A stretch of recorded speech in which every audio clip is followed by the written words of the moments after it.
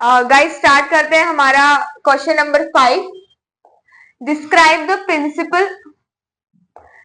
The principle of environment impact assessment. EIA में जो है हमारे प्रिंसिपल क्या दिए गए हैं and relevance for hospitals in accessing and mitigating environment risk पे किस तरीके से ध्यान देंगे।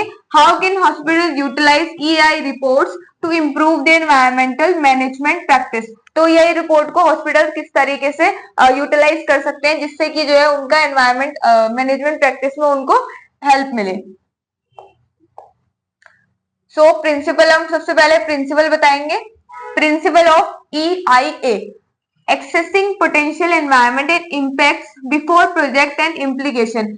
तो अगर हम किसी भी रिपोर्ट को सबसे पहले किसी भी प्लान को करने से पहले अगर हम उसका एनालिसिस करते हैं, उसके बारे में, प्रोजेक्ट के बारे में पहले सोचते हैं, ठीक है, हमें करना क्या है बेसिकली, तो जो प्रिंसिपल ऑफ EIA ना ये हमें इस चीज में हेल्प करता है। सबसे पहले क्या करेंगे कि हमें accessing potential environment impact before project implication, project को इम्प्लीमेंट करने से पहले हमें उसका इम्पैक्ट देखना पड़ेगा कि बेसिकली उसका हमारे एनवायरमेंट पे ना क्या इम्पैक्ट पड़ने वाला है। Ensuring that project meet environment standard, जो हम प्रोजेक्ट कर रहे हैं ना वो हमारे एनवायरमेंट स्टैंडर्ड को मीट करे। ठीक है, ऐसे नहीं कि हमने कोई भी कुछ भी ऐसे कोई भी प्रोजेक्ट बना लिया और उससे क्या हो रहा है, हमारे एनवायरमेंट को हार्म पहुंच रहा है। Mitigating negative environment impact through inform decision making, अगर हम ऐसा डिसीजन लेंगे जिसके बारे में हमें इंफॉर्मेशन हो तो इससे क्या रहेगा कि हमारे नेगेटिव इम्पैक्ट जो पड़ने वाला है ना हमारे एनवायरमेंट पे वो रिड्यूस हो जाएगा।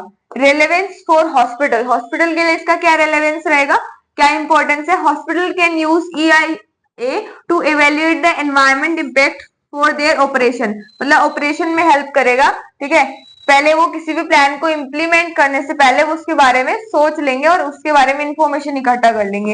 Help in planning sustainable building design and waste management system, सबसे पहले क्या, अगर उन्हें अपनी बिल्डिंग का डिजाइन बनाना है तो सस्टेनेबली उस बिल्डिंग का डिजाइन, मतलब ज्यादा से ज्यादा कॉस्ट कम करके और जो अपना एनर्जी और वाटर है उसको कम से कम यूज करके, सस्टेनेबली यूज करके वो अपना बिल्डिंग को डिजाइन कर सकते हैं। और वेस्ट मैनेजमेंट में भी जो हमारे EIA के प्रिंसिपल है वो हेल्प करेंगे।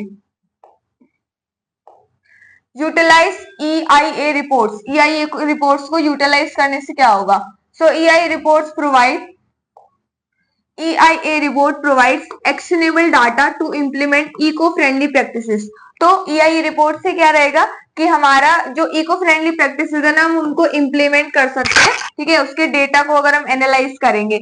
Help hospital to track progress on environment goal and adjust practices as needed. तो मतलब ऐसा रहेगा कि हॉस्पिटल अगर EIA प्रिंसिपल पे चलेंगे ना तो ऐसे नहीं कि बस उनकी प्रैक्टिस होती जा रही है, पेशेंट आ रहे हैं और उनका इलाज हो रहा है, बस ऐसा नहीं होगा।